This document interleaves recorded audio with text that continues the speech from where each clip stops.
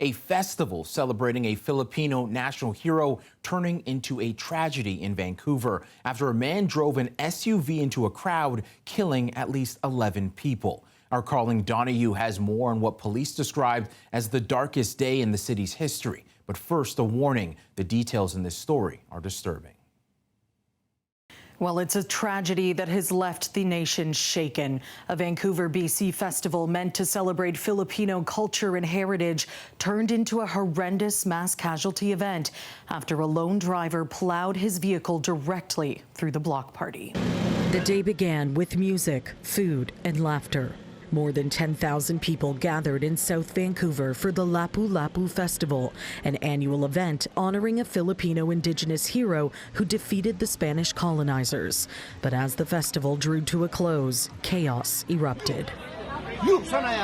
According to Vancouver police, it was shortly after 8 p.m. when a man driving a black Audi SUV drove into a large portion of the crowd gathered near the festival's food trucks. This is the darkest day in our city's history. The interim chief of the Vancouver Police Department providing a disheartening update to the public Sunday, saying more than 10 people have now been confirmed dead. He adds that due to the dozens who are suffering critical injuries, the death toll is poised to rise. The actions of a single person shattered our collective sense of safety.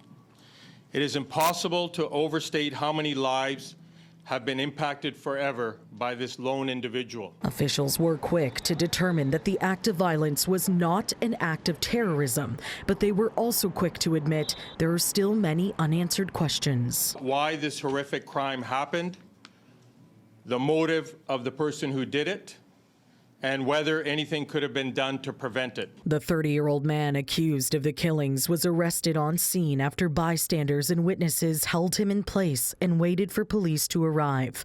He cannot be named as he's not yet been charged, but officers say he is known to officials. The person we have in custody does have a significant history of interactions with police and healthcare professionals related to mental health. And while officers work to determine a motive and appropriate charges for the accused, festival organizers are working to ensure their community is taken care of. The community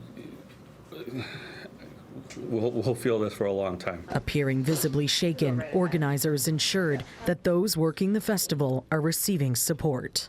We're trying to figure out the next steps and gain clarity on what we can do to heal and to grow stronger. And we're going to make sure that, that we get through this.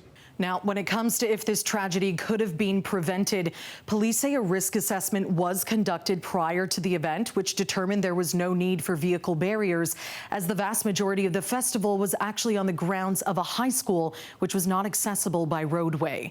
The one small stretch that was not on the high school grounds, however, is where the lineup of food trucks were operating, exactly where the tragedy took place. For City News, I'm Karling Donoghue.